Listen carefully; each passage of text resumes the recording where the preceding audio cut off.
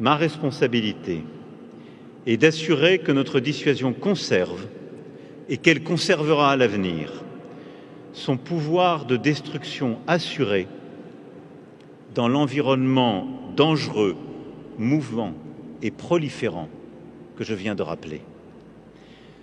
C'est pourquoi j'ai ordonné d'augmenter le nombre de têtes nucléaires de notre arsenal. Pour couper court à toute spéculation, nous ne communiquerons plus sur les chiffres de notre arsenal nucléaire, contrairement à ce qui avait pu être le cas par le passé. Nous entrons sur le chemin de ce que j'appellerai la dissuasion avancée. Il n'y aura aucun partage de la décision ultime, ni de sa planification, ni de sa mise en œuvre. En vertu de notre Constitution, elle appartient au seul président de la République, comptable devant le peuple français. En conséquence, il n'y aura pas non plus de partage de la définition des intérêts vitaux qui restera d'appréciation souveraine pour notre pays. Et pour cette raison, comme dans les autres alliances nucléaires, y compris lorsqu'elles ont des plans et des procédures, il n'y aura pas de garantie au sens strict du terme. Une garantie rigide, d'ailleurs, serait imprudente. Elle abaisserait le seuil nucléaire et réduirait d'autant l'incertitude de nos adversaires.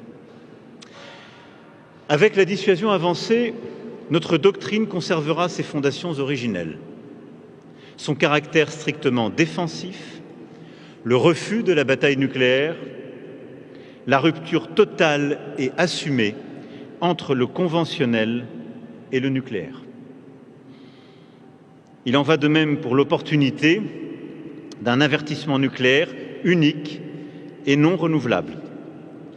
Il sera toujours décidé à la seule discrétion de la France pour signifier très concrètement que le conflit vient de changer de nature et que la France entend par ce moyen préserver une ultime chance de rétablir la dissuasion. La France assumera donc toujours seule, en intégrant à sa réflexion les intérêts de nos alliés, le franchissement délibéré du seuil nucléaire. La dissuasion avancée est une démarche progressive. Elle offre la possibilité pour les partenaires de participer aux exercices de la dissuasion. Cela pourra impliquer également du signalement, y compris au-delà de nos frontières strictes, ou la participation conventionnelle de forces alliées à nos activités nucléaires. Elle pourra enfin prévoir le déploiement de circonstances, d'éléments de force stratégiques chez nos alliés.